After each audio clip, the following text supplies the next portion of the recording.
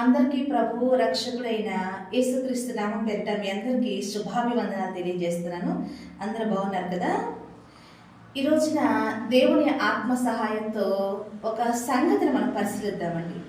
ఏంటంటే కనుక మన భారతదేశానికి జాతీయ చిహ్నం ఎంతమందికి తెలుసు? సింహాలు కదా. 3 సింహాలు కలిగిన చిహ్నం ఒకటి కనపడింది. నిజానికి అది 3 సింహాలు కాదు, కానీ 4 సింహాలు. అది వెనక్కి ఉంటుంది, కనపడదు. అయితే ఈ చిహ్నం ఎక్కడి నుంచి తీసుకొచ్చారని చూస్తే కనుక మనందరికి చరిత్ర చదివిన వాళ్ళకి తెలిసే ఉంటుంది. మౌర్య సామ్రాజ్యానికి చక్రవర్తి, ఒకప్పుడు మౌర్య సామ్రాజ్యాన్ని పరిపాలించిన చక్రవర్తి ఎవరంటే కనుక అశోకుడు అని. ఆ అశోక చక్రవర్తి కూర్చున్న సింహాసనము, ఆ సింహ రాజధాని నుండి ఈ యొక్క మరి సింహాలని తీసి వీళ్ళు మన భారతదేశము మన జాతీయ చిహ్నంగా దాన్ని పరిగణించి మరి ఆ విధంగా మన వాడే కరెన్సీ మీద కానీ మన వాడే కాయిన్స్ మీద కానీ ఆ యొక్క 4 సింహాలు కంపల్సరీగా ప్రతి నోటు మీద, ప్రతి కరెన్సీ మీద, ప్రతి కాయిన్ మీద ఉంటుందండి. ఇప్పటికీ ఇది మనం వాడుతున్నాం. అయితే ఎందుకు దీని గురించి చెప్తున్నానండి, ముందుకు వెళ్ళే కొద్దీ మనకు అర్థమవుతుంది. అయితే ఆ అశోకుడిది ఎందుకు ఈ విధంగా తీసి మరి చిహ్నంగా ఆయన సింహాసనాన్ని సింహనంగా ఎందుకు పెట్టారని మనం ఆలోచిస్తే కనుక ఈ అశోక చక్రవర్తి క్రీస్తు పూర్వము 268 టు 232 మధ్యలో ఈయన పరిపాలన జరిగిందండి. అయితే ఏంటి ఈయనకి స్పెషల్ ఏంటి అంటే కనుక ఈ రాజు ఒకప్పుడు యుద్ధాలు చేసి మరి సామ్రాజ్యం స్థాపించుకున్న వ్యక్తి. కానీ తర్వాత కాలంలో రాజు ఒక సంగతిని రియలైజ్ అయ్యి ఆయన చేసింది ఏంటంటే కనుక ఆ కత్తితో కాకుండా మనము ధర్మంతో యుద్ధం చేయాలి అని చెప్పి ఆయన ఏం చేశాడంటే కనుక ప్రజా సంక్షేమం కొరకు ఆసుపత్రులు కట్టించాడు, రహదారులు వేయించాడు. అదేవిధంగా ప్రజల సంక్షేమం కొరకు అనేకమైన కార్యక్రమాలు, చెట్లు నాటించడము, చాలా గొప్ప గొప్ప కార్యక్రమాలు చేశాడండి. ఒక మంచి పరిపాలన ప్రజల కొరకు ఆయన ఇచ్చాడనమాట. కాబట్టి ఆయన ఖ్యాతి ఆ విధంగా మరి చాలా మరి దేశాల్లో విస్తరించి ఉండటం వల్ల మన దేశానికి కూడా ఆయన యొక్క మరి ఆ సింహం నుంచి ఆయన 4 సింహాలు చిహ్నంగా మన భారతదేశానికి ఈ రోజున ఒక మరి చిహ్నంగా ఆయన సింహాసనాన్ని పెట్టినట్టు మనం చూస్తున్నది 4 సింహాలు అనమాట.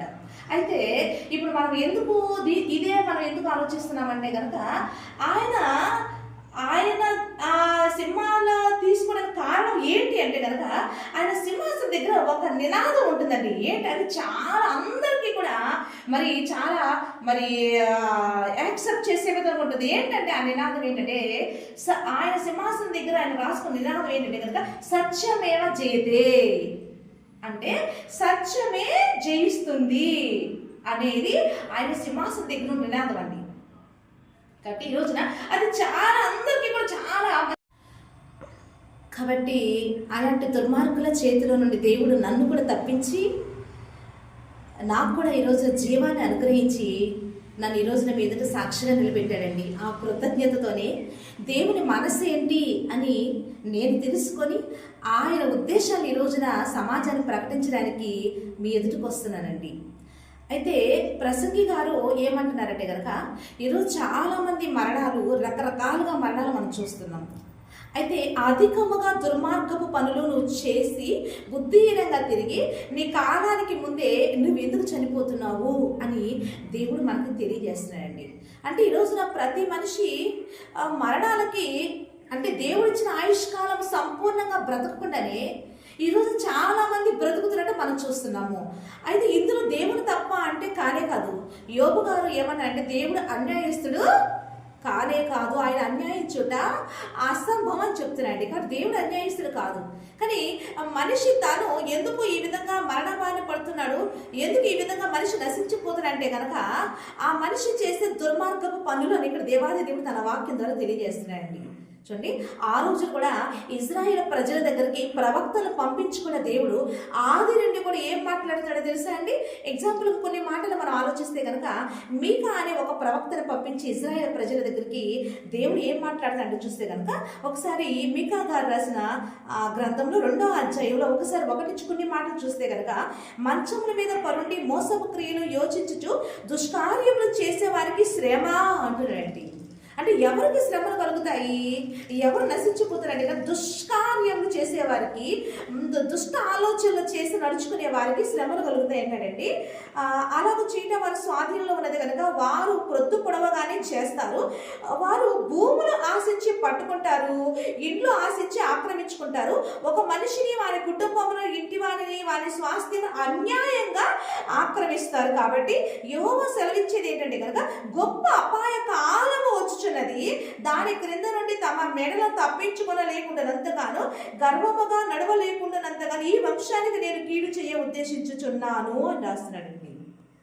అంటే మనం చూడండి, ఒక సంగతి మనం ఆలోచించాలండి. ఈ రోజున మనం పాపం చేస్తుంటే, తప్పు చేస్తుంటే, అన్యాయంగా ప్రవర్తిస్తుంటే, ఈ రోజున ఒకవేళ మనకున్న బలాన్ని బట్టి, పరపతిని బట్టి మనల్ని ఎవరు ఏం చెయ్యలేరు అని మనము అడిగే వాళ్ళు లేకపోతే ముందుకు వెళుతున్నామేమో. కానీ ఇక్కడ దేవుడు ఏం చేస్తున్నాడు తెలుసా అండి? ఇదిగో దేవుడు మాట్లాడుతున్నాడండి. ఆయన అందుకే దావీదు గారు భూలోక న్యాయాధిపతి అంటే దేవుడు అనగానే ఏంటంటే ఒక జడ్జి. ఆయన అందరికీ తీర్పు తీర్చే జడ్జి. ఆయన ఎవరి క్రియలు చొప్పున వారికైనా ప్రతిఫలం ఇస్తాడంట ఆయన. కాబట్టి అన్యాయంగా ఎవరైనా భూములు ఆక్రమించుకున్నా, అన్యాయంగా ఏదైనా నువ్వు ఎదుటి వారిని నువ్వు ఏదో దోచుకున్నా, ఎదుటి వారి కూలిని ఇవ్వకపోయినప్పటికీ కూడా నువ్వు చేసే పాపానికంట, నువ్వు చేసే ఆ పాప క్రియలను బట్టి దేవుడు మనకు తీర్పు తీరుస్తున్నాడంట. కాబట్టి ఆయన కీడు చెయ్య ఉద్దేశిస్తున్నాడంట, ఆయన తీర్పు తీరుస్తున్నాడు. కాబట్టి ఈ సంగతి మనకు అర్థం కాక అంటే అలాంటి నాశనాలు మనం చూస్తుంటే అరే వీళ్ళకి ఎందుకు ఇలా జరిగింది అని మనం ఆలోచిస్తున్నాం. కానీ ఆ వ్యక్తికి అలా జరగటానికి కానీ మరి ఆ వ్యక్తిని ఆ విధంగా నాశనం చేసిన వాళ్ళని కానీ అంటే మోసపడేవారు కానీ మోసపుచ్చేవారు కానీ అందరూ కూడా దేవుని స్వాధీనంలో ఉన్నారంట.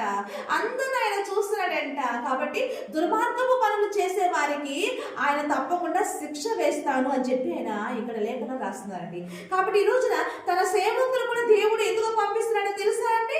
సేవకులు కూడా తను పంపించి ఆయన ఏం చెప్తున్నాడంటే కనుక ఇలాంటి పనులు చేయకుండా అందరూ కూడా మంచి పనులు, అందుకే నిన్ను అని నీ పొరుగు వారిని మీరు ప్రేమించవద్దు, నీ పొరుగు వారిని ఏది కూడా నువ్వు ఆశించవద్దు అని చెప్పి ఎదుటి వారిని ప్రేమిస్తూ ఎదుటి వారు మేలు కోరే విధంగానే ఒక మనిషి బ్రతకాలి అని చెప్పి అనేకమైన మాటలు తెలియజేయటానికి ఈ రోజున దేవాది దేవుడు తన సేవకుల్లో కూడా పంపిస్తారు. ఆ రోజు ప్రవక్తల్ని పంపించారు, తన అపొస్తలుని పంపించారు, ఇప్పుడు సేవకులు కూడా పంపించి ఈ విధంగా నీతి న్యాయములు కలిగి మీరు బ్రతకాలి అనే సంగతులను మనకు తెలియజేసండి.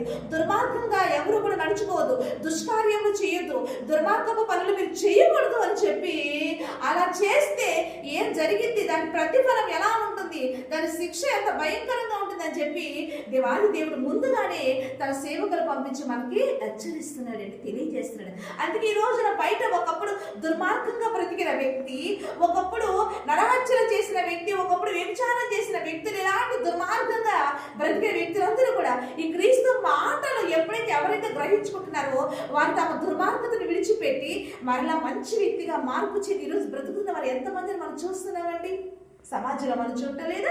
ఆ రోజున క్రైస్తవులకు వచ్చిన వారందరూ కూడా తమ యొక్క దుష్ట ప్రవర్తన విడిచిపెట్టి మంచివారిగా మార్పు చెంది మనం చూస్తలేదా? ఇప్పటికీ మనము ఒక సంగతి మనం ఇప్పటికీ కూడా మన భారతదేశం చెప్పుకుంటామండి. మన రాష్ట్రంలో ప్రత్యేకంగా ఆంధ్రప్రదేశ్ రాష్ట్రం ఏంటంటే స్టూవర్ట్పురం గురించి మనకు తెలుసు కదండి, అవునా? స్టూవర్ట్పురము ఆంధ్రాలో చీరాల దగ్గర బాపట్ల దగ్గర ఉంటుందండి. అయితే అక్కడ నైట్ పూట ఎవరైనా ఆ యొక్క ప్రదేశం ఆ రోడ్డు మీద ఎవరైనా కానీ ప్రయాణం చేయాలంటే అక్కడ అందరూ భయపడతారండి. ఎందుకంటే కనుక అది దొంగలు వ్యవహారం చేసే స్థలం అంట. అంటే ఆ రోడ్లో ఎవరైతే వెళ్ళారో వెంటనే ఆ బస్సులు కానీ వీకెండ్ కానీ ఆపేసి ఆ దొంగలు కూడా వాళ్ళు పట్టుకొని కత్తులు పెట్టి భయపెట్టి వాళ్ళ దగ్గర ఉన్న సొమ్ములు బంగారం దోచుకునేవాళ్ళంట. ఒకప్పుడు కాలం అండి. ఇప్పటికీ కూడా బయటికి ఎంతంటే నైట్ పూట ఎక్కడికి వెళ్తుకొని ఎన్నో భయంకరమైన పరిస్థితులు, ఎవరు ఏ క్షణం ఏం చూస్తారో ఏం చేస్తారో మనకు భయం అవుతుందా లేదు. అందుకే యేసుక్రీస్తు ప్రభు వారు కూడా ఏం చెప్పారంటే మనుషుల గురించి మీరు జాగ్రత్త పడండి అని చెప్పాడు. నిజమండి. ఈ రోజున మనం జంతువులు చూసి భయపడటం కన్నా మనుషులు చూసి ఎక్కువ భయపడాల్సిన పరిస్థితులు మనం చూస్తున్నాం ఈ కాలంలో. ఇప్పుడు కాదు, ఎప్పటి కాలంలో కూడా మనం ఇదే పరిస్థితులు మనం చూస్తున్నామండి. కానీ ఈ రోజున ఆ స్టూవర్ట్పురం ఒకప్పుడు దొంగల పురంగా ఉన్న ఆ పురం ఈ రోజున ఎలా మారిందో తెలుసా అండి? అక్కడ దేవుని మాటలు ప్రకటించినప్పుడు అనేక మంది ఆ దొంగతనాలు చేయటం మానివేసి ఈ రోజు క్రీస్తు ప్రభు అని తెలుసుకొని ఈ రోజు అక్కడ అనేకమైన గొప్ప గొప్ప మీటింగ్స్ జరగడం మనం చూస్తున్నాము. ఈ రోజున ఆ స్టూవర్ట్పురంలో దొంగలు అందరూ కూడా మారిపోయి ఈ రోజున అందరూ కూడా ఎంతో ధైర్యంగా అక్కడ మరి మరి తిరగగలిగే విధంగా మనం చూస్తున్నామండి. అట్లా ఎంతో మంది ఎన్నో ప్రదేశాలు మనం చూసుకుంటూ పోతుంటే కనుక క్రీస్తు మాటలు వారి దగ్గరకు వచ్చినప్పుడు వారి తమ ప్రవర్తన, ఆ చెడ్డ ప్రవర్తన, దుర్మార్గం మనం విడిచిపెట్టేసేసి, దుష్టక్రియలను విడిచిపెట్టేసి మంచి మార్గంలో వాళ్ళు వచ్చి ఈ రోజున మంచిగా బ్రతికే వాళ్ళు మనం చూస్తున్నామా లేదా అండి? నిజమండి. ఎందుకంటే ఈ రోజున అలా సేవకులు కూడా దేవుడు ఏంటంటే ఆ మాటని చెప్పమని లోకానికి మనకి పంపిస్తే కొంతమంది అలా ప్రకటించేవారు లేకపోతుండొచ్చండి, కొంతమంది ప్రకటిస్తారు. చూస్తున్నాండి, కొంతమంది ఇర్మియా గారి గ్రంథంలో పడి కొంతమంది ఎలా ప్రకటిస్తున్నారని చూస్తే ఇక్కడ ఇర్మియా గారి గ్రంథంలో 23వ అధ్యాయంలో సేవకులంట కొంతమంది ఎలా ప్రకటిస్తున్నారని చెప్తున్నారని చూస్తే కనుక 23వ అధ్యాయము ఒకసారి 10వ వచనం చూస్తే కనుక, షోమ్రోను ప్రవక్తలు అవివేక క్రియలు చేయగా చూచితిని, వారు బయలు పేరిట ప్రవచనము చెప్పి నా జనమైన ఇజ్రాయేలును త్రోవ తప్పించారు అనండి. అంటే కొంతమంది త్రోవ తప్పించే విధంగా కూడా ప్రకటించేవారు ఉన్నారండి. ఈ రోజున వారిని బట్టి ఈ రోజున మిగిలిన వారు మంచి మార్గం నడిపించే వారిని, సన్మార్గం నడిపించే వారిని కూడా దూషిస్తున్నట్టు మనం చూస్తున్నాము. వాళ్ళు ఏ విధంగా ప్రకటిస్తున్నారు అని చూస్తే కనుక వాళ్ళ మాటలు ఎలా ఉన్నాయని చూస్తే కనుక కొంతమంది మాటలు దేవుడు నిన్ను ఆశీర్వదిస్తాడు, దేవుడి దగ్గరకు వస్తే నీకు స్వస్థత అయిపోతాయి, దేవుడి దగ్గరకు వస్తే నీ సమస్యలన్నీ సాల్వ్ అయిపోతాయి అంటే ఇలాంటి శరీరానుసారమైన బోధలు వాళ్ళు చేస్తూ ప్రజలను భ్రమ పెట్టే మార్గంలో నడిపిస్తూ ఇలాంటి వారు కూడా చాలా మంది ఉన్నారండి. ఇలాంటి వారిని బట్టి మిగిలిన వారు కొంతమంది ఏమంటున్నారంటే కనుక క్రీస్తు దగ్గరకు వస్తే ఇలాంటివి వస్తాయని ఇలా భ్రమపరిచే బోధలు బట్టి మనం ద్వేషిస్తున్నట్టు కూడా మనం చూస్తున్నాము. కానీ యేసుక్రీస్తు ప్రభు వారు ఏం చెప్పారో తెలుసా అండి? ఏమంటే ఆయన దగ్గరకు వస్తే ఈ సమస్యలు పోవటం కాదు, ముందు పోవాల్సిన దేవుడు ఏం చెప్తారు తెలుసా? ముందు ఆ దుష్ట క్రియలు మాని చెప్తారండి, ఆ దుర్మార్గ క్రియలను మానేయాలని చెప్తారు. ఎందుకంటే ఆ నువ్వు చేసిన దుర్మార్గ క్రియలను బట్టే నువ్వు నశించిపోతున్నావు అని చెప్తారు. అందుకే అధికంగా దుర్మార్గపు పనులు చేయొద్దు, బుద్ధిహీనంగా నువ్వు తిరగవద్దు, ఎందుకంటే నీ కాలానికి ముందుగా నువ్వు ఏలా చచ్చిపోతున్నావు అంటున్నాడండి ఆయన. ఒకసారి ఆలోచిద్దామండి. దేవుడు ఇచ్చిన టైం ప్రతి ఒక్కరు సంపూర్ణంగా కృపాక్షేమములతో సంతోషంగా బ్రతకాలి అంటే కనుక ఈ రోజున ప్రతి వ్యక్తికి కావాల్సిన సత్యము. అందుకే సత్యమేవ జయతే, సత్యమే గెలుస్తుంది. ఆ సత్యం ఎవరంటే కదా ప్రభు యేసుక్రీస్తు ప్రభు వారే. ఆయన మాటలే సత్యమైనవి. ఆయన మాటలు ఈ రోజున ఒక వ్యక్తిని మానవత్వం కలిగిన వ్యక్తిగా, ఒక మంచి వ్యక్తిగా, ఈ సమాజానికి ఉపయోగపడే వ్యక్తిగా నిలబెట్టి ఈరోజు సమాజానికి మేలుకరంగా ఉంటున్నాయి. కాబట్టి ఆ సత్యమైన మాట ఈ రోజున నా వద్దకు వచ్చినాయి, ఆ సత్యమైన మాట ఈ రోజు అనేకుల దగ్గరకు వచ్చినాయి. కాబట్టి ఈ రోజున చాలా మంది క్రీస్తు ప్రేమను చూపిస్తూ క్రీస్తుని మాదిరిగా చేసుకొని నడుస్తూ ఈ రోజున అనేకమైన గొప్ప గొప్ప కార్యాలు చేస్తాం మనం చూస్తున్నామండి. దేవుడి పేరట దేవునికి మహిమ కలుగును గాక. కాబట్టి ఆలోచిద్దామండి. కాబట్టి ఈ రోజున ఈ మాటలు ఎందుకు తెలియజేస్తున్నామంటే కనుక ఎవరు కూడా అలాంటి భయంకరమైన మరణ బారిన పడకూడదు అని దేవుని ప్రేమతో ఈ మాట తెలియజేస్తున్నామండి. కాబట్టి మనం ఇంతకు ముందు జీవితం ఎలా ఉందో తెలియదు, కానీ ఈరోజు దేవుని మాట మన దగ్గరకు వచ్చిందండి. ఆయన సత్యమైన మాట మన దగ్గరకు వచ్చింది. కాబట్టి మన జీవితంలో ఉన్న ఏమైనా దేవునికి ఆయాసకరమైనవి, దేవునికి ఇష్టం లేని క్రియలు, దుర్మార్గపు క్రియలు కానీ అలాంటి మరి దుష్ట క్రియలు కానీ మనలో ఏమైనా ఒకవేళ ఉంటే వాటిని విడిచిపెట్టేసేసి మంచి మార్గంలో, క్రీస్తు చూపించిన ఒక మంచి మార్గంలో మనం కూడా నడిచి మనం సగంలోనే చచ్చిపోకుండా మనం సంపూర్ణంగా మనకి ఇచ్చిన ఆయుష్కాలం సంపూర్ణంగా మన బ్రతికి దేవుని కొరకు జీవించి దేవుని ఇచ్చిన ఆ సమయాన్ని మనం చక్కగా మరి బ్రతికి మీరు కూడా సంతోషంగా జీవించాలని తెలియజేస్తున్నామండి. నిజంగా దుర్మార్గ పనులు ఇవే కాదండి, చాలా ఉన్నాయండి. ఈ రోజున మనం తినే ఆహారంలో కల్తీలు ఉంటుంటే మనం చూస్తున్నాం, అవునే కదా? పిల్లలు తాగే పాల ప్యాకెట్లో కూడా కల్తీలు చూస్తున్నామండి. మనం తినే ఫ్రూట్ లో కూడా ఈ రోజున మరి కెమికల్స్ తో ఆ ఫ్రూట్స్ ను మగ్గిట్టు మనం చూస్తున్నామండి. అంటే తినే ఆహార పదార్థాల్లో కూడా కల్తీ. ఇవన్నీ ఏమంటే దుర్మార్గపు పనులే కదా, అవునే కదండి? ఇవన్నీ దుర్మార్గ పనులే. అంటే మనిషి చేసే ఈ దుర్మార్గ పనులు బట్టి ఆ ఎఫెక్ట్ మనిషి యొక్క దేహం మీద పడి, దేహం అంటే ఏమైపోతుంది, 120 సంవత్సరాల బ్రతకవలసిన దేహం ఏమైపోతుందండి 70కి 80కి. అది కూడా ఒకప్పుడు మన అమ్మ నాన్న జనరేషన్ అని, ఇప్పుడు మన జనరేషన్, మనం పుట్టే పిల్లల జనరేషన్ చూస్తుంటే వాళ్ళైతే చాలా బలహీనంగా ఉన్నారండి. నిజంగా మన అమ్మ నాన్న, మన అమ్మమ్మ తాతలు చాలా బలంగా 100 సంవత్సరాలు గట్టిగా బ్రతికారండి వాళ్ళు, నిజంగా చాలా మంది. కానీ ఇప్పుడు పిల్లలు చూస్తుంటే చిన్న వయసులోనే చనిపోవడం మనం చూస్తున్నాం. చిన్న వయసులో హార్ట్ అటాక్లు వచ్చేస్తున్నాయి, చిన్న వయసులోనే విపరీతమైన మరి వ్యాధులు వచ్చేస్తున్నాయి. ఎప్పుడు కారణం దుర్మార్గంగా నువ్వు పండించే పంటలు కానీ, దుర్మార్గంగా నువ్వు మరి ఆ కల్తీ మెడిసిన్స్ కానీ, దుర్మార్గంగా నువ్వు ఆ కల్తీ ఫుడ్ కానీ, నువ్వు ఇవన్నీ దుర్మార్గపు పనులే కదండి. అవునే కదండి. ఎంతమంది ప్రజలు ఇలా నశించిపోతారండి. అలా చేయటం వల్ల ఈ రోజున నువ్వు కూడా నశించిపోతావు కదా. అలా నువ్వు చేస్తుంటే పరమత దేవుడు నువ్వు చూడటం లేదా? కాబట్టి మనం ఆలోచిద్దామండి. అందరినీ ప్రేమిద్దాం. దేవుడు అందరినీ ప్రేమిస్తున్నాడండి. కాబట్టి మంచి పనులు చేసిన తప్పకుండా దేవుడు సన్మానిస్తాడు. దుర్మార్గము పనులు చేసిన వారు దేవుడు తప్పకుండా శిక్షిస్తాడని దేవుడు తెలియజేసి ఈ మాటలు ప్రజలకు చెప్పమంటున్నాడండి. కాబట్టి ఆలోచిద్దాం. అలాంటివి దేవుడికి ఆయాసకరమైన దుర్మార్గ పనులు ఒకవేళ మనం ఏదైనా చేసిన మనం విడిచిపెట్టి మంచి పనులు దేవుని కొరకు చేసి దేవుని పోలికలో దేవుని స్వరూపంలో ఉన్న ప్రతి వ్యక్తిని మనం ప్రేమిస్తూ మంచిగా మనం బ్రతికి ఆ దేవుడిచ్చే ఆ యొక్క భవిష్యత్తుని, మంచి భవిష్యత్తు, నిత్య జీవనే భవిష్యత్తుని మనం సంపాదించుకోవాలని మనస్ఫూర్తిగా కోరుకుంటూ ఈ మాటను మీకు తెలియజేస్తున్నానండి. కాబట్టి ఆలోచించండి. మీరందరూ కూడా మంచిగా బ్రతకాలని మీ సహోదరిగా మేము ప్రేమిస్తూ ఈ మాటను తెలియజేస్తున్నానండి. దేవుడు ఈ మాటను దీవించిన దాకా ఆమేన్, ఆమేన్, ఆమేన్. అందరూ కూడా మరి మొగ్గు చూపిస్తుంటే మనం చూస్తున్నాం కదా. ఇప్పటికీ కూడా అసత్యాన్ని మనం ఖండిస్తూ ఉంటాం. న్యాయం వైపే మనం పరిగెడుతూ ఉంటాం. న్యాయమైన మార్గంలో మన ప్రభుత్వాలు కూడా చక్కగా పరిపాలన చేయడం ఇవన్నీ మనం చూస్తూనే ఉన్నాము.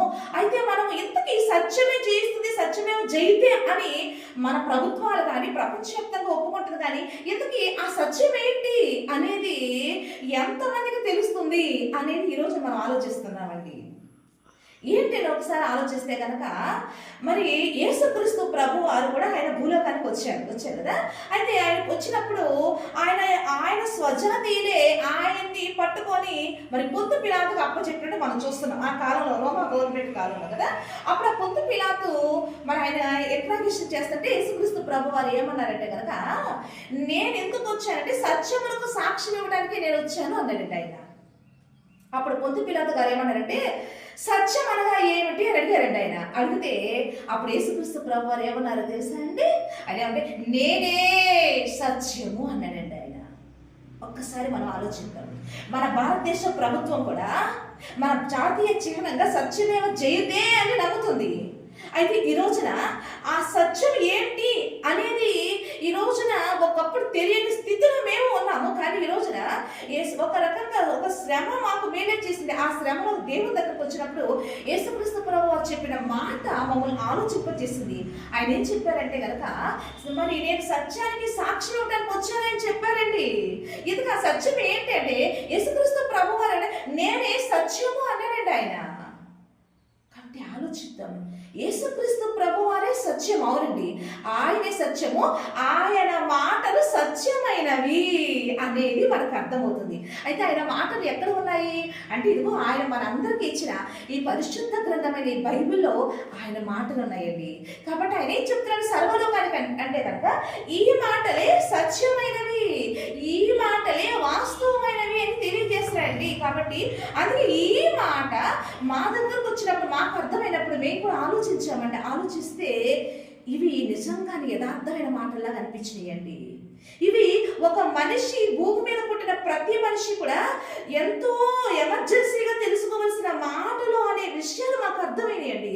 ఇది తెలుసుకున్న తర్వాతనే జీవితం యొక్క విలువ ఏంటి, జీవిత పరమార్థం ఏంటి అని అర్థమైందండి. కాబట్టి అందుకని ఈ రోజున జనులందరూ కూడా సత్యం ఏంటి అని తెలుసుకొని ఆ సత్య దేవుడి దగ్గరకు వచ్చి ఈ రోజున ఇక్కడ చాలా మంది ఆ సత్య దేవుడిని వెంబడిస్తున్నట్లుగా మనం చూస్తున్నాము. ఈ రోజున ఆ సత్య దేవుడిని వెంబడించే జాబితాలు ఈ రోజున నేను కూడా ఉన్నానండి. దేవుడు మహిమ కలుగును గాక. అయితే ఆయన చెప్పిన సత్యమైన మాటల్లో ఈ రోజున ఒక సంగతిని మనం పరిశీలిద్దాం. ఏంటి అంటే కనుక చూడండి, ఇప్పుడు మన సమాజంలో ఇప్పుడు సోషల్ మీడియా వచ్చిన తర్వాత సమాజంలో ఏం జరుగుతుంది అనేది అనేక సంగతులు ఇట్లే మనకు తెలిసిపోతున్నాయా లేదా? అవునా? చుట్టూ ఉన్న ప్రాంతాల్లో ఏం జరుగుతున్నాయి అవన్నీ మనకు తెలుస్తూనే ఉన్నాయి. అయితే కొన్ని ఎలా ఉంటాయంటే మన మనసుకు ఒక్కొక్కసారి ఆలోచింపచేసే విధంగా ఉంటాయండి. అందులో ఒక సంగతి ఈ మధ్య కాలంలో మనం చూసామండి. ఏంటంటే కనుక ఒక స్త్రీ అంటే వివాహమైన ఒక స్త్రీ తన యవనస్తులుగా అయిన ఇద్దరు పిల్లల్ని ఒక అమ్మాయి ఒక బాబు అనమాట, అంటే ఇంటర్మీడియట్ చదువుకునే పిల్లలంట, వాళ్ళిద్దరిని తీసుకెళ్లి ట్రైన్ ఎదురుగా నిలబడి చచ్చిపోయిన సంగతి ఈ మధ్యకాలం మనం చూసామా లేదా? అది బాగా వైరల్ అయిందా లేదా? అయితే ఇది ఒక్కటేనా అని చూస్తే లేదండి, ఇలాంటివి చాలా జరుగుతూనే ఉన్నాయి కొన్ని వెలుగులోనికి వస్తున్నాయి, కాకపోతే కొన్ని వెలుగులోనికి రావటం లేదు. మీడియా వాటిని మనం చూపిస్తుంటే అవి మనం తెలుసుకున్నాం. మీడియా చూపించకుండా ఉన్నాక కూడా ఇలాంటి లోకంలో ఎన్నో జరుగుతూనే ఉన్నాయి. అయితే అంటే వాళ్ళ ఎందుకు వాళ్ళు తమంతటగా తామే తమ ప్రాణాలను బలవంతంగా తీసేసినట్లుగా మనం చూస్తున్నాం. అయితే వాళ్ళు చనిపోయిన కారణం వెనక ఏదైనా ఉండొచ్చు. వాళ్ళు చనిపోతున్న కారణాలు ఈరోజు మీడియా రకరకాలుగా కూడా ప్రకటించడం మనం చూస్తున్నాం. అయితే ఆ కారణం ఏంటి అనేది మనకు అనవసరం. కానీ ఇక్కడ బలవంతంగా వాళ్ళు ప్రాణం తీసినట్టుగా మనం చూస్తున్నాము. అయితే దీని గురించి మనం ఆలోచిస్తే ఒకసారి ఒక మనిషికి ప్రాణం పెట్టేది ఎవరు అంటే ప్రాణం తీయగలిగే శక్తి వరకు ఒక్క దేవాది దేవుడికి మాత్రమే ఉన్నది. అందుకే దేవుడి గురించి ఆయన జీవాధిపతి అని చెప్పి ఆయన గురించి మనం సాక్ష్యం ఇస్తున్నామండి. ప్రభు యేసుక్రీస్తు ప్రభు వారి గురించి దేవుడికి మహిమ కలుగును గాక. అయితే ఒకసారి ఆలోచిస్తే కనుక ఇలాంటి సమాజంలో ఎన్నో జరుగుతున్నాయి. అయితే మనం ఒకసారి అసలు ఈ యొక్క జీవితం గురించి అసలు మనిషికి దేవుడు ఇచ్చిన సమయం ఎంత అనేది ఈ విషయాల గురించి ఒకసారి మనం ఆలోచించుకుంటూ ఆయన యొక్క జీవ గ్రంథాన్ని మనం పరిశీలిస్తే కనుక దావీదు గారు 139వ కీర్తనలో ఒక మాట రాశారంటే చూద్దాం. 139వ కీర్తన ఒకసారి దావీదు గారు ఏం చెప్పారని చూస్తే కనుక 139వ కీర్తన 16వ వచనం చూస్తే కనుక నేను పిండమని ఉండగా నీ కన్ను నన్ను చూచెను, నియమింపబడిన దినములో ఒకటైనా కాకమునిపే నా దినములన్నీ నీ గ్రంథములో లిఖితములాయెను అని రాశాడండి. అంటే ఒక వ్యక్తి గర్భంలో తల్లి గర్భంలో ఎప్పుడైతే పిండంగా పడుతున్నాడో ఒక జీవి, అప్పుడంట దేవుడు తన గ్రంథంలో ఆ వ్యక్తి యొక్క ఆయుష్కాల దినములని రాయించి పెట్టాడంట. అంటే ఇలాంటి మరణాలు జరగడానికి అసలు దేవుని చిత్తము ఏంటి అనేది మనం తెలుసుకుంటున్నామండి. అంటే ఒక మనిషి ఎప్పుడైతే గర్భంలో ఒక పిండంగా ఒక జీవం ఏర్పడిందో ఆ జీవానికి దేవుడంట ఎన్ని దినములు ఆ జీవి బ్రతకాలి అనేది ఆ వ్యక్తికి ఒక టైం ఆయుష్కాల టైం దేవుడు అంటే ఇచ్చాడంట. అయితే దీని గురించి కీర్తనలో మోషే గారు కూడా ఏమంటున్నారు చూసి దావీదు గారు ఎలా అన్నారు కదండి. మోషే గారు 90వ కీర్తనలో ఆయన ఏమంటున్నాడని చూస్తే కనుక 90వ కీర్తన ఒకసారి 10వ వచనం చూస్తే కనుక మా ఆయుష్కాలము 70 సంవత్సరములు, అధిక బలము 80 సంవత్సరములు, ఆయనను వాటి వైభవం ఆయాసమే దుఃఖమే అవి త్వరగా గతించును, మేము ఎగిరిపోదుము అని రాస్తున్నాడండి. ఇక్కడ మోషే గారు ఏమన్నంటే కనుక మా ఆయుష్కాలము 70 సంవత్సరములు, అధిక బలం ఉంటే కనుక 80 సంవత్సరాలు అంటండి మోషే గారు. అంటే ఒకసారి నేను ఆలోచించానండి. అంటే మనిషి యొక్క దేవుడు మనిషికి టైం ఎంత ఇచ్చాడని చెప్తే కనుక ఎన్ని దినములని చెప్పి గర్భంలోని దేవుడు ఆయుష్కాలం ఇచ్చాడంట. అయితే మోషే గారు ఏమన్నాడంటే కనుక మనిషి ఆయుష్కాలం 70 సంవత్సరాలు, అధిక బలం ఉంటే కనుక 80 సంవత్సరాలు చెప్తున్నాండి. ఒకసారి ఈ చెప్పిన దేవుడు మోషే గారు. అంటే మోషే గారు ఎప్పటి మనిషి అని మనం ఆలోచిస్తే కనుక క్రీస్తు పూర్వము 1500 సంవత్సరాల నాటి మనిషి అనమాట ఆయన. అంటే ఇప్పుడు క్రీస్తు ప్రభు వారు ఎన్ని సంవత్సరాలు, ఇప్పుడు 2025 సంవత్సరాలు, అయ్యొక 1500 సంవత్సరాలు వేసుకుంటే దాదాపుగా 3500 సంవత్సరాల క్రితము మోషే గారు ఈ మాట రాశారు. అయితే మోషే గారు ఈ మాట రాసిన మోషే గారు ఎన్ని సంవత్సరాలు బ్రతికారు అనేది మనం ఒకసారి ఆలోచిస్తే కనుక కొన్ని మోషే గారు 70-80 వరకే బ్రతికారా అని మనం ఆలోచిస్తే కనుక మరి ద్వితీయోపదేశ కాండంలో మోషే గారు ఎన్ని సంవత్సరాలు బ్రతిక రాయబడిందంటే కనుక 120 సంవత్సరంలో మోషే బ్రతికి 120 సంవత్సరముల మోషే వృద్ధి నుండి రాయబడిందండి.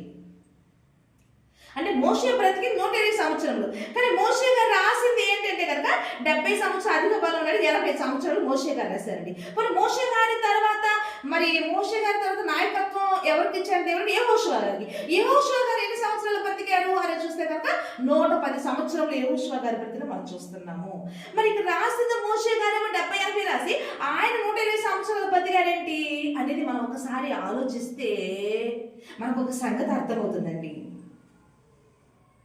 ఏంటంటే కనుక ఆది కాండము ఈ 120 సంవత్సరాలు అనేది ఆది కాండంలో దేవుడు ఒక మనిషికి అసలు ఎంత ఆయుష్ ఇచ్చాడు అనేది చూస్తే కనుక ఆది కాండం 6వ అధ్యాయంలో ఒకసారి చూస్తే కనుక 3వ వచనం చూస్తే కనుక అప్పుడు యెహోవా నా ఆత్మ నరులతో ఎల్లప్పుడూ వాదింపదు, వారు తమ అక్రమ విషయంలో నరమాత్రులే ఉన్నారు, అయినను వారి దినములు 120 ఏండ్లు అగును అని రాశారండి. అంటే మనిషి ఎంతవరకు మనిషి యొక్క దేహం బ్రతుకుతుంది అని దేవుడు నిర్ణయించాడంటే కనుక 120 సంవత్సరములు మనిషి దేహము భూమి మీద బ్రతుకుతుంది. దేవుడు పెట్టిన విధి. 120 దాటి ఏ మనిషి భూమి మీద ఉండలేడు. అయితే మోషే గారు మాత్రం దేవుడు పెట్టిన ఆ 120 సంవత్సరాలు కంప్లీట్ గా బ్రతికి చనిపోయాడండి ఆయన మోషే గారు మాత్రం. అయితే మోషే గారు అప్పుడు ఆ టైం ఎందుకు రాశాడు అంటే కనుక రాను ఏమైపోతుందంటే కనుక మనుషుల యొక్క మరి ప్రవర్తనలో మార్పులు వచ్చి అక్రమం పెరిగిపోయి ఆటోమేటిక్ గా మనిషి ఆయుష్ అనేది పడిపోతుందని ఆ రోజు మోషే గారు భవిష్యత్ తిరిగిన దేవుడు కాబట్టి ముందుగానే రాయించి దేవుడు ఆ విషయాన్ని మనకి తెలియజేశాడండి.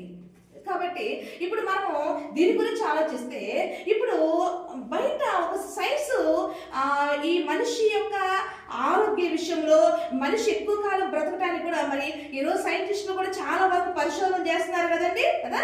వాళ్ళ పరిశీలనలో కూడా వాళ్ళు ఏంటంటే మనిషి యొక్క శరీరము 120 సంవత్సరముల వరకు మనిషి సగటు బ్రతకగలదని చెప్పి వాళ్ళు కూడా నిర్ణయించి మనకు స్టేట్మెంట్ ఇస్తున్నాం, మనం చూస్తున్నామండి కదా. అయితే మన గరికపాటి గారు ఉన్నారు కదా, మంచి మంచి ప్రవచనాలు చెబుతారు కదా.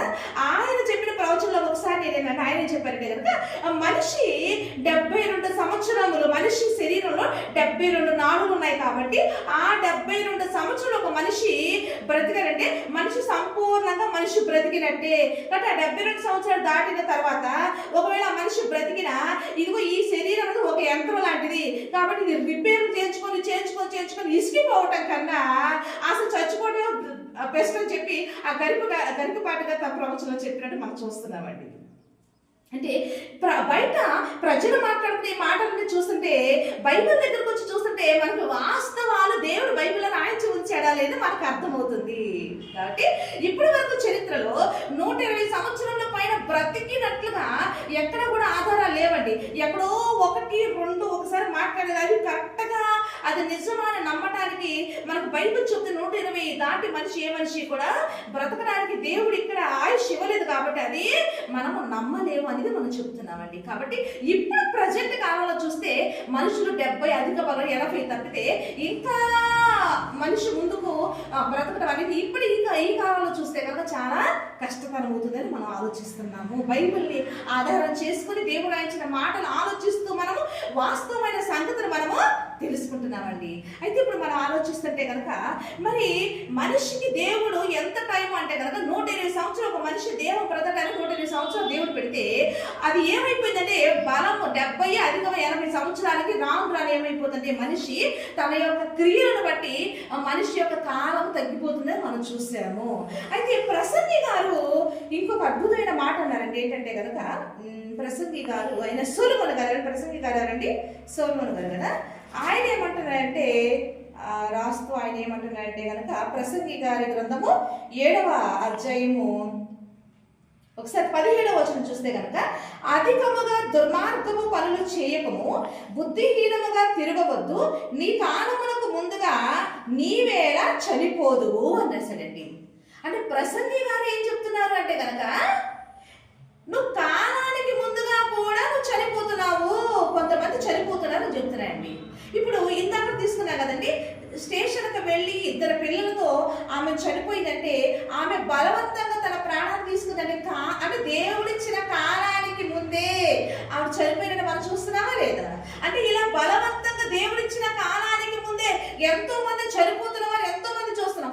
ఏంటి అంటే ఇక్కడ ప్రసంగి గారు ఏమంటే కనుక అధికముగా దుర్మార్గము పనులు చేయొద్దు, బుద్ధిహీనముగా నువ్వు తిరగవద్దు అని చెప్తున్నాయండి. అంటే ఈ రోజున 120 సంవత్సరాల దేవుడు టైం ఇస్తే ఈ రోజున మనిషి 70, 80కి నువ్వు తగ్గిపోతున్నావు.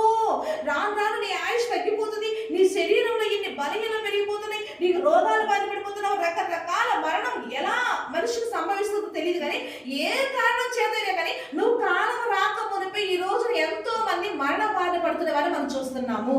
అంటే ఒక యాక్సిడెంట్లుగా నువ్వు చనిపోతుండొచ్చు, లేదంటే నువ్వు బలవంతంగా సూసైడ్ చేసుకుని చనిపోతుండొచ్చు, లేదా నీ దేహము నువ్వు తినే ఆహార పదార్థాలు మరి సరిగా లేకపోవడం వల్ల దేహం అనారోగ్యం అయిపోయి మరి నువ్వు నశించిపోతుండొచ్చు, లేదా నువ్వు తాగే మరి ఆ వ్యసనాలు అంటే డ్రింకింగ్ కానీ స్మోకింగ్ కానీ ఇలాంటి కొన్ని భయంకరమైన మరి వ్యసనాల బాధపడి నువ్వు కాలం రాకమునిపే చనిపోతున్న వారిని ఈరోజు చాలా మంది మనం చూస్తున్నామా లేదా?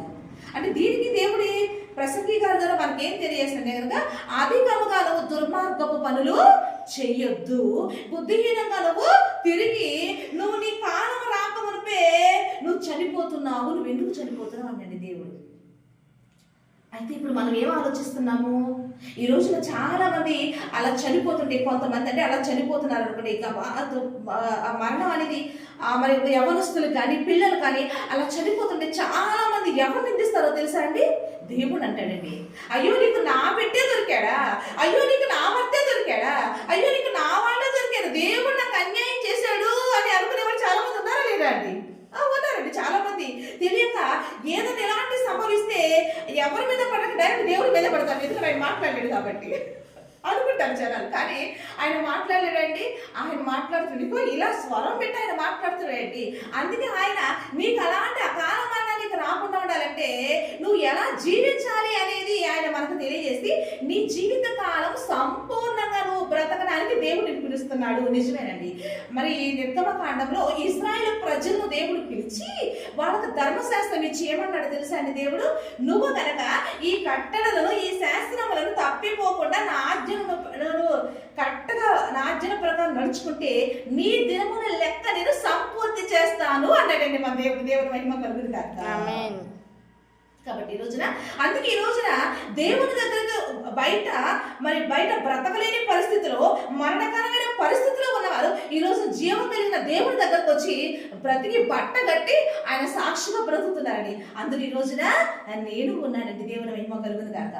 నా జీవితంలో కూడా నేను యవ్వనంలో 15 సంవత్సరాలు అడుగు పెట్టానో లేదో, అప్పుడు నా జీవితంలో కూడా మరణం నన్ను కూడా తాకడానికి వచ్చిందండి. నా దగ్గర కూడా వచ్చేసింది మరణము, నన్ను కూడా చంపేయడానికి వచ్చేసింది.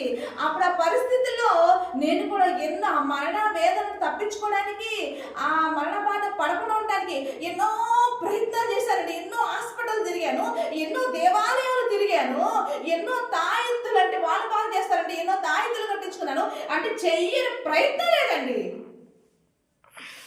అన్ని ప్రయత్నాలు చేశారండి. కానీ ఎక్కడ కూడా నాకు ఆ మరణం నుండి నేను విడుదల పొందుకోలేని ఆ పరిస్థితిలో ఈ రోజున యేసుక్రీస్తు ప్రభు వారి గురించిన మాట విని ఆయన దగ్గరకు వచ్చినప్పుడు ఆ మరణం నుంచి నన్ను తప్పించి నా దినములు ఇంకా నా ఆయుష్కాలం ఉండగానే నేను చనిపోవాల్సిన పరిస్థితి వస్తే నా దేవుడు నన్ను నా ఆయుష్కాల దినములు మరి ఇంకా నేను సంపూర్ణంగా బ్రతకడానికి ఆయన నాయనలో కృప చూపించి ఆ మరణాన్ని నా దగ్గర తీసివేసి ఈరోజు నన్ను సజీవురాలుగా ఉంచి నాకు ఇచ్చిన సమయం ప్రకారం నేను కూడా బ్రతికి నాకు ఇచ్చిన సమయంలో జీవిత పరమార్థం ఏంటో తెలుసుకొని ఆయన గురించిన సాక్ష్యం, ఆయన గురించిన సత్య సంగతులు నేను తెలుసుకొని ఇదిగో ఆయనకు సాక్షిగా నేను బ్రతుకుతున్నానండి.